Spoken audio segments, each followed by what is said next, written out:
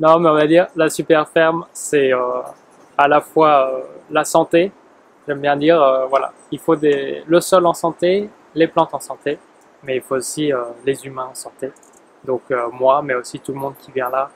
Et donc voilà, aussi passer du temps ensemble pour revivre et vivre des choses sympas ici.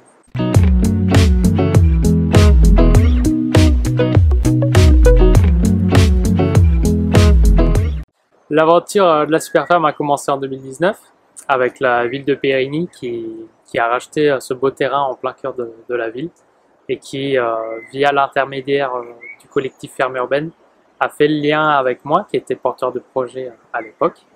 Et petit à petit, on a construit le projet et on a mis en place ce bail environnemental rural sur 9 ans ici pour me permettre d'installer mon activité en maraîchage. Et on est ici sur 2 hectares environ de très bonnes terres le long du canal de la Ménitente. Donc c'est plaisant de cultiver ici.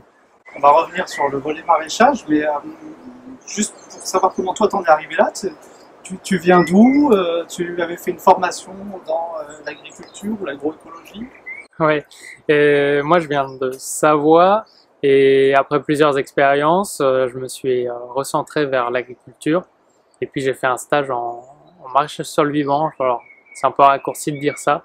J'étais en fait chez un maraîcher pendant 4 mois en Normandie qui fait partie du réseau maraîchage sur sol vivant, qui est un réseau de producteurs, des producteurs, maraîchers, chercheurs, quoi, des gens qui aiment bien se creuser la tête pour essayer de réinventer l'agriculture parce qu'il y a beaucoup de concepts qu'on ignore aujourd'hui, surtout sur ce qui se passe dans le sol.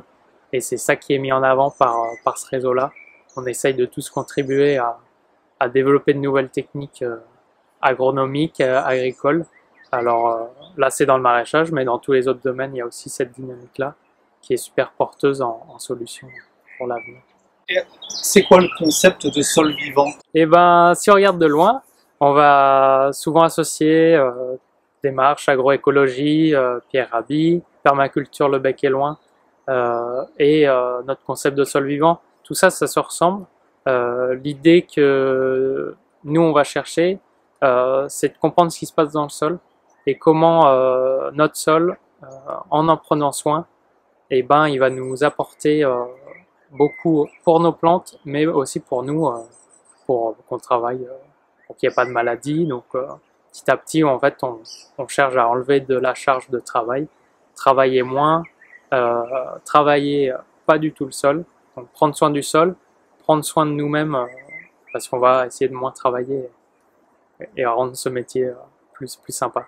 Quelle indignité! Donc les grands principes, c'est que c'est l'agriculture, enfin du maraîchage biologique, il n'y a pas de produits chimiques. C'est ça. J'entends dans Sol Vivant que vous ne travaillez pas les sols. Donc là, on est toujours, c'est des concepts qu'on commence un petit peu à connaître, mais il y a un autre concept que tu mets sur la table, c'est travailler moins pour gagner plus. Ouais, j'ai pas eu le dire. C'est ça les grands principes, c'est pas de produits chimiques, on s'occupe des sols, et peut-être tu vas nous dire comment on s'en occupe, et on s'occupe aussi des gens qui s'occupent des sols, quoi. Ouais, c'est ça.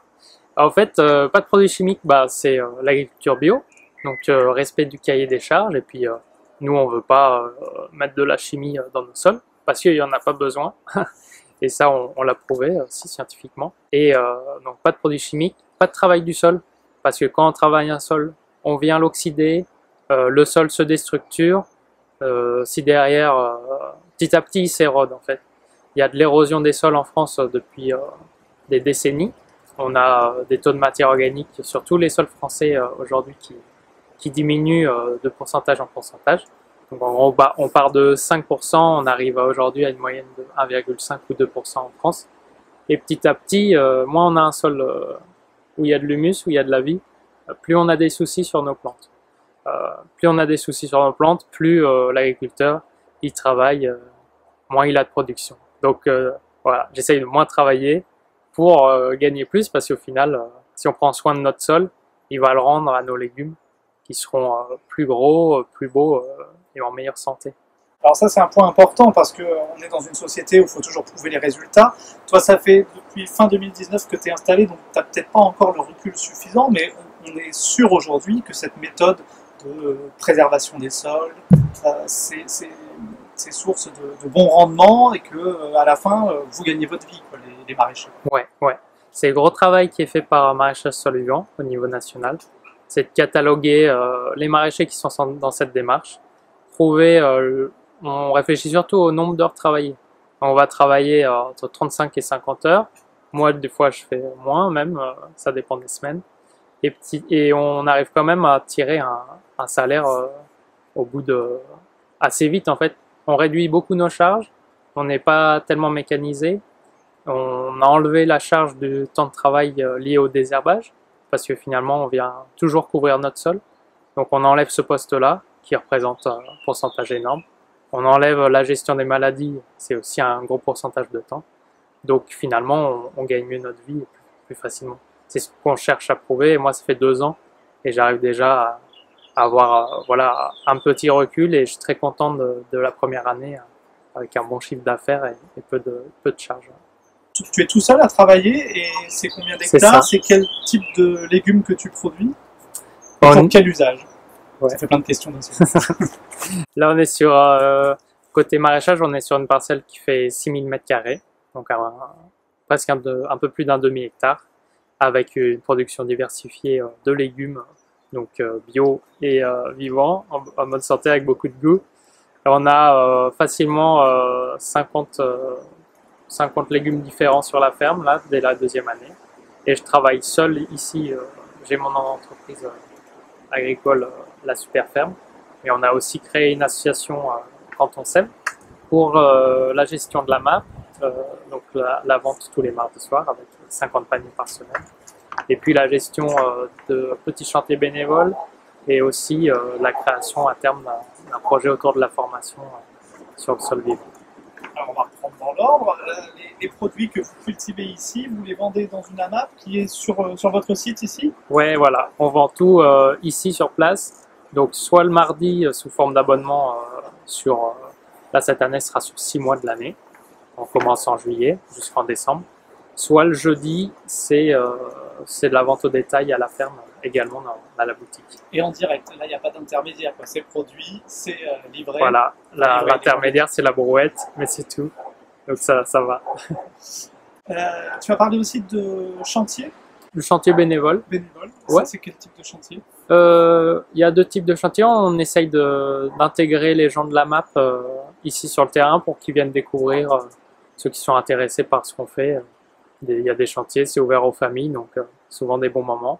Et puis il y a des gens aussi qui nous contactent directement, souvent sur Facebook, ils ont envie de découvrir ce qu'on fait, ils se remettent en question, ils ont envie de mettre un premier pas dans ce monde-là, dans le maraîchage, l'agriculture. Donc là, moi je les invite à venir de temps en temps, une demi-journée, on fait un petit tour, on bricole ensemble, on plante un petit peu, puis... Tu sèmes des petites graines, quoi. Ouais, c'est ça. Dans les têtes après avoir semé sur le sol vivant. Ouais, ça permet de voir aussi. Souvent, il y a plein de questions quand on veut mettre un premier pas dans ce monde-là. Est-ce que ça me correspond? Souvent, on a peur de la charge de travail. Donc, c'est vrai que quand j'annonce et quand les autres maraîchers annoncent que non, on ne travaille pas tant que ça ici, il faut voir comment on le fait. On ne le fait pas n'importe comment. Il y a beaucoup de recherche derrière. Et on vient mettre une bâche, on vient mettre de la paille, de la tonte, du broyat. Tout ça, c'est des questions, faut tout remettre dans l'ordre. Donc c'est pour ça que j'invite des gens à venir découvrir ça. Je pense qu'il y a un gros appel aujourd'hui, peu importe qui on est, et surtout les anciens agris. Quand on leur dit, moi je travaille pas le sol, j'apporte de la matière pour fertiliser, pour faire l'humus. J'ai jamais entendu, c'est n'importe quoi, ils sont là-bas, oui. Oui, c'est logique, tu apportes à manger au sol, il va donner ça aux légumes. Donc je pense, même chez les agris, il y a ce côté logique qui ressort. Et aujourd'hui, les gens qui ont leur petit jardin, ils ont envie, on a compris, on amène de la paille. Et souvent, quand on fait le premier pas de son côté, on se plante parce que faut pas le faire n'importe comment. Il y a des façons de faire, et la formation, on verra s'il y a un gros appel de ça, mais chez d'autres collègues, c'est le cas, donc j'imagine. Quand tu dis des agris, sont les agriculteurs? Ouais. C'est ça. Et du coup, c'est quoi qui les empêche de... Puisque tu dis que finalement, ils ont conscience qu'il y a d'autres manières de faire et qu'elles sont même plutôt bénéfiques pour tout le monde. Qu'est-ce qui les empêche de franchir le pas? Ouais, c'est super intéressant comme question. Euh, il faut pas, dans un premier temps, il faut pas reporter la faute sur les agriculteurs. Euh, le monde agricole, tout le monde s'exploite du côté des travailleurs. Après, il y a le monde agro, où il y a agro-industrie. Bon, là, l'économie, celle-là, elle est prospère. Mais si on regarde au niveau des agris, s'ils font pas ce qu'on voudrait, nous, en tant qu'individus, c'est qu'il y a des raisons et on peut pas leur mettre la faute dessus. S'ils utilisent tel ou tel produit, s'ils travaillent le sol autant, c'est que quand on se forme, quand on est jeune et qu'on se forme en agriculture, eh ben on nous instruit que notre plante elle a tant besoin d'azote, et ben on va donner ce produit. Euh, Après la culture, on vient travailler le sol, on vient gratouiller avant de semer, on vient gratouiller pour désherber. Donc en fait on le fait et l'agriculteur il a besoin de voir, il a besoin de passer du temps chez des gens, chez d'autres agriculteurs qui font différemment. Ce temps-là, quand tu es agriculteur déjà c'est rare. Donc ça évolue petit à petit. Puis les jeunes qui se qui s'insèrent dans ce métier-là aujourd'hui, ils ont plus le temps, ils voient les choses différemment, mais il faut avoir ce temps de formation.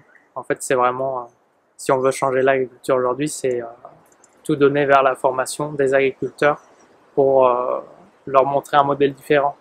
Et moi, j'ai eu la chance de me former chez des gens chez qui ça marchait. Et j'ai vu beaucoup de fermes qui fonctionnent comme ça, que ce soit en maraîchage ou autre. Il y a des rencontres nationales, il y a de la formation en ligne, en présentiel. J'ai eu beaucoup de chance d'y assister. Il faut la partager, il faut continuer à instruire. Et il y a des super personnes pour ça. Il y a les vidéos que fait Konrad Schreiber, François Mullet. Il y a tout le réseau Vers de Terre Production qui met en avant de l'instruction totalement gratuite en ligne pour montrer que en fait tout est en train de repartir du bas, que c'est aujourd'hui les agriculteurs qui se réveillent, qui sont là, on va arrêter d'acheter tous ces produits, de travailler autant, de détruire nos sols, notre santé. Et en fait, il y a des solutions, des fois toutes bêtes, des fois plus complexes, parce que c'est la science aussi qui nous aide à comprendre ce qu'a besoin le ver de terre, la bactérie, le champignon, la racine, qu'est-ce qui se passe dans le sol et comment on peut aider en fait ce sol à se mettre en marche. Et plus vous serez, plus il y aura du partage d'expérience et plus ce sera facile, j'ai envie de dire. Ouais, on y arrive. On y arrive. En fait, ce qui se crée, ça se développe par poche un peu.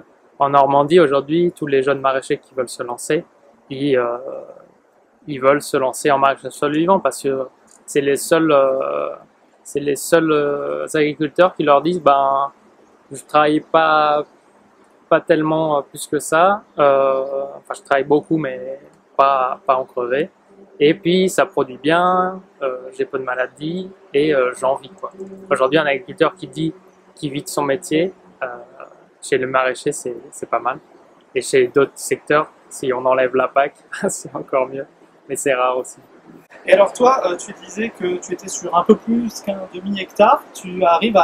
T'arrives à achalander combien de personnes? Parce que il y a aussi un problème de nourrir une population qui va grandissante. Il faut combien de fermes en maraîchage comme la tienne pour réussir cette mission? J'aime bien cette question parce que je pense qu'il en faut pas beaucoup et qu'il y a une grosse peur de la surpopulation. Il est facilement prouvé qu'on produit assez de nourriture pour nourrir plus d'une planète. Il y a déjà un gros problème de redistribution, de production locale finalement, parce que quand on produit localement, moi j'ai très peu de pertes au final après mes ventes. Donc la production, voilà, je pense qu'il faut oublier ce débat. On pourra produire, on peut être 13 milliards sur cette planète, personne ne peut mourir de faim, mais c'est d'autres problématiques qui sont en jeu, je pense, à ce niveau-là. Et ici, sur la ferme, on arrive quand même facilement à produire on fait 50 paniers cette semaine, enfin cette année, par semaine, plus 20-30 personnes qui viennent aussi le jeudi. Donc voilà, pour l'instant, on est sur 6 mois de l'année, plutôt le fonctionnement. On arrive à 80 personnes par semaine. En termes de maraîchage, c'est peut-être on est au milieu, on est ni de la micro-ferme, ni de la très grosse ferme. Je suis pas mécanisé, donc de toute façon, je vais pas chercher à m'étendre tellement. Vous êtes la super ferme, c'est déjà pas mal. Tout simplement. Et il y a un autre bénéfice important qu'on n'a pas trop évoqué, c'est l'arrosage, parce qu'on voit, on verra sur les images, il y a des tuyaux partout, alors on pourrait dire, oh là là, c'est pas du tout économe en eau son affaire, mais si, en fait. C'est ça. Ouais, on a des gouttes à gouttes là, des petits goûteurs qui sont très économes en eau, et on va envoyer c'est 2 litres heure par goûteur, donc ici quand je lance tout en même temps, ça représente pas beaucoup de litres sur l'année. Et après, c'est ma démarche de prendre soin du sol qui va faire en sorte qu'il y a de l'humus en conséquence dans mon sol. L'humus, lui, il va capter cette eau, cette humidité, il va la garder très longtemps. Donc, je peux avoir deux semaines de sécheresse.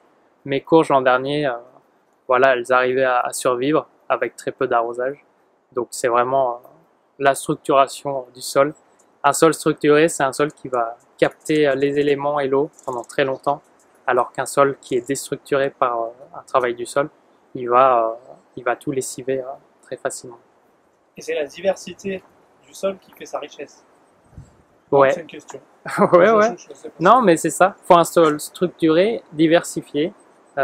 Si tout le monde est présent dans le sol, il y aura à manger à la fois pour cette biodiversité qu'il y a dans le sol, à la fois pour les racines. Les deux vont rentrer en symbiose en quelque sorte. C'est même les racines qui vont sécréter des fois des sucres pour que telle bactérie se développe. Et c'est telle bactérie qui va en fait casser cette protéine dont la plante a besoin. Donc ça, c'est assez intéressant. Voilà. S'il n'y a pas grand monde dans le sol, c'est comme dans un frigo, bah, il n'y aura pas à manger.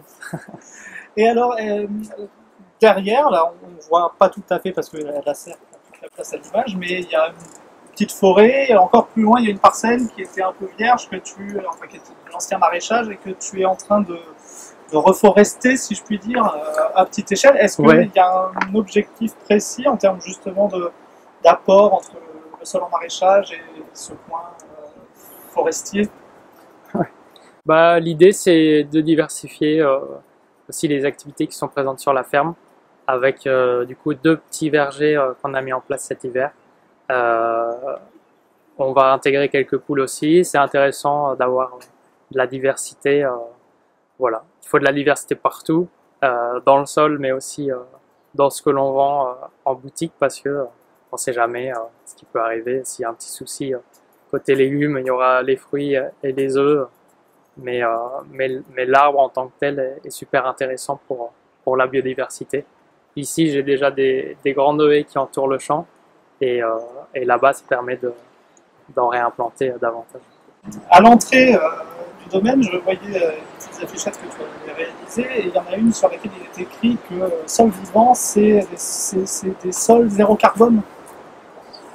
Non, c'est pas tout à fait ça. Ouais, si, c'est à peu près ça. Alors ça m'intéresse puisqu'on est à Périgny, qui fait partie de l'agglomération rochelaise, qui a lancé depuis 2 ans un grand projet qui s'appelle La Rochelle Territoire Zéro Carbone. Tout à fait. Donc est-ce que ça s'inscrit dans cette démarche? Est-ce que tu peux nous en dire 2 mots de cette histoire de zéro carbone grâce au concept sol vivant? Ouais.